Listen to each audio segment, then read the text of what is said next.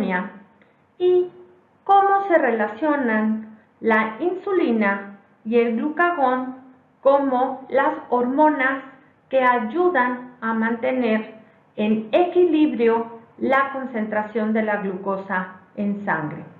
Lo primero que tenemos que comentar es que la glucemia se establece en parámetros bien definidos dependiendo de la especie animal a la cual nos estemos refiriendo. Pero en la generalidad, los animales funcionamos de la siguiente manera. En primer lugar, tenemos que nosotros como animales, igual nuestros pacientes, consumimos alimentos.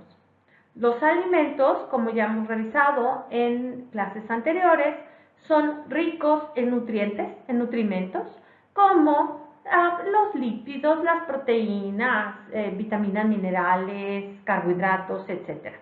En lo particular, me voy a referir en esta ocasión a la glucosa y a los carbohidratos que pueden llegar a ser absorbidos a través de la digestión y que llega obviamente la glucosa a la sangre para el mantenimiento de la glucemia. La concentración de glucosa en sangre es indispensable mantenerla en parámetros normales, en parámetros adecuados, porque si sale de rango, entonces tenemos un problema que hay que resolver. Y el organismo tiene diversos mecanismos para mantener precisamente esa concentración de glucosa dentro de parámetros de normalidad normales que dependen totalmente de la especie animal a la cual nos estamos refiriendo, van a ser dichos valores.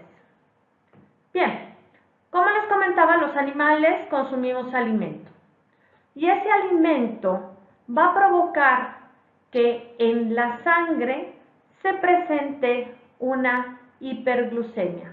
Por ejemplo, por el consumo de alimentos, y por eso abajo ven que aparece la palabra postprandial. Postprandial significa el periodo posterior a la alimentación y es precisamente cuando, como resultado de la digestión, llegan todos esos nutrimentos a la sangre, entre ellos la glucosa. Entonces, cuando salimos de rango y se presenta una hiperglucemia porque estamos arriba del parámetro normal, entonces se desencadenan mecanismos y el páncreas detecta precisamente esa hiperglucemia. Como respuesta a la detección de la hiperglucemia, en el páncreas se inhiben las células alfa. Si me estoy refiriendo al páncreas, me estoy refiriendo a los islotes de Langerhans, que es precisamente la porción endocrina del páncreas, que es la responsable de la liberación de hormonas como la insulina, el glucagón, la somatostatina o el polipéptido pancreático. Pero en lo particular nos vamos a referir a la insulina y al glucagón. Entonces, recapitulando, el páncreas tiene sensores que detectan y están todo el tiempo monitorizando la concentración de la glucosa en la sangre.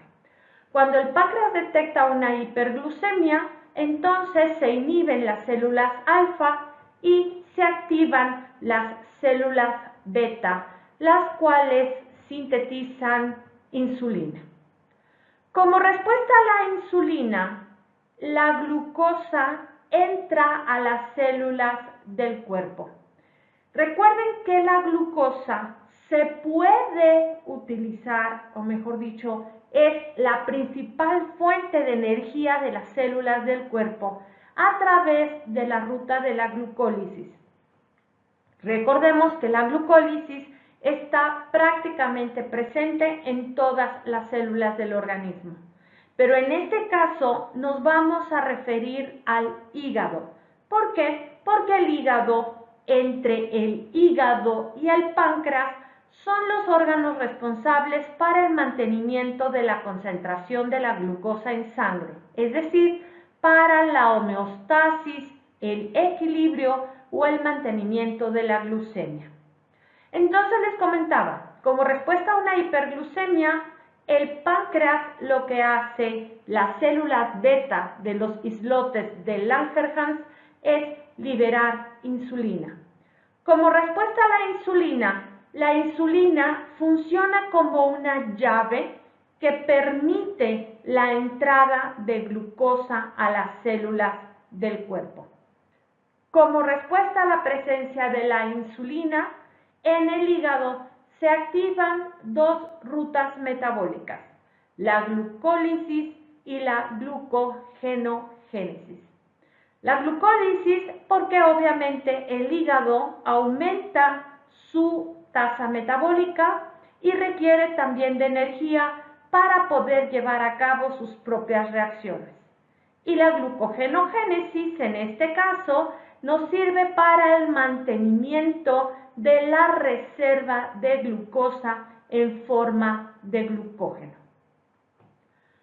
Por lo tanto, como respuesta a esta absorción y entrada generalizada de la glucosa a las células, después de un tiempo podemos llegar a tener la concentración de glucosa abajo de parámetro y entonces se presenta una hipoglucemia. La hipoglucemia se puede observar o se puede detectar, por ejemplo, en periodos de ayuno. Todas las noches, cuando nosotros como animales cenamos, comemos y se llenan nuestras reservas de glucógeno, estas reservas se gastan en la noche, cuando no estamos consumiendo alimento, precisamente para mantener esa glucemia y las funciones del cuerpo. Las reservas de glucógeno se movilizan, por lo tanto, la hipoglucemia se presenta en el ayuno porque ya nos gastamos esa glucosa que andaba circulante y al mismo tiempo las reservas de glucógeno pueden empezarse a movilizar. El ayuno puede ser un ayuno, por ejemplo, matutino, pero también podemos llegar a ver pacientes o animales con ayunos prolongados por diversas razones. Entonces, les comentaba que la hipoglucemia también es detectada por el páncreas y como respuesta a esta hipoglucemia que se puede establecer en las primeras horas del ayuno o después de varias horas, las reservas de glucógeno van para abajo. ¿Por qué? Porque el páncreas, como respuesta a la hipoglucemia, inhibe a las células beta de los islotes de Langerhans y se activan las células alfa.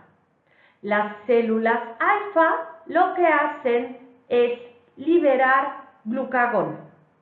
Como respuesta a la presencia de glucagón en la sangre, en el hígado se establecen las rutas de la glucogenólisis. Por eso les comentaba que cuando se establece el ayuno, significa que las reservas de glucógeno tienden a disminuir de forma importante para el mantenimiento de esa glucosa en sangre. Cuando las reservas de glucógeno desaparecen o están en su mínima expresión, entonces también como respuesta a la presencia del glucagón se activa la gluconeogénesis. Y es aquí donde se comienzan a movilizar otras reservas diferentes al glucógeno. Cuando el glucógeno es escaso o prácticamente ya no existe, entonces entra en acción la gluconeogénesis y se movilizan reservas de grasa, se rompen triacilglicéridos. Recuerden, los ácidos grasos libres viajan en la sangre con una proteína que se llama albúmina y vamos a ver más adelante qué sucede con ellos. Pero el glicerol, que forma parte también de la estructura de la molécula de los triacilglicéridos, es uno de los sustratos para la formación de glucosa a través de la gluconeogénesis. Otro de los sustratos que podemos llegar a ver fuertemente movilizado son las proteínas. Podemos llegar a tener en un ayuno prolongado una movilización de proteínas, una proteólisis y por lo tanto la utilización de aminoácidos de tipo glucogénicos para la formación de glucosa. Esta glucosa es liberada posteriormente a la sangre para el mantenimiento de esta glucemia y volver a llevar el parámetro a rango, es decir, la normoglucemia. Y es así que entre la insulina y el glucagón, con las rutas de glucólisis y glucogenogénesis en presencia de la insulina y de la glucogenólisis y la gluconeogénesis en presencia del glucagón, es como se establece el mantenimiento o el equilibrio de la concentración de glucosa en sangre, es decir, la normoglucemia.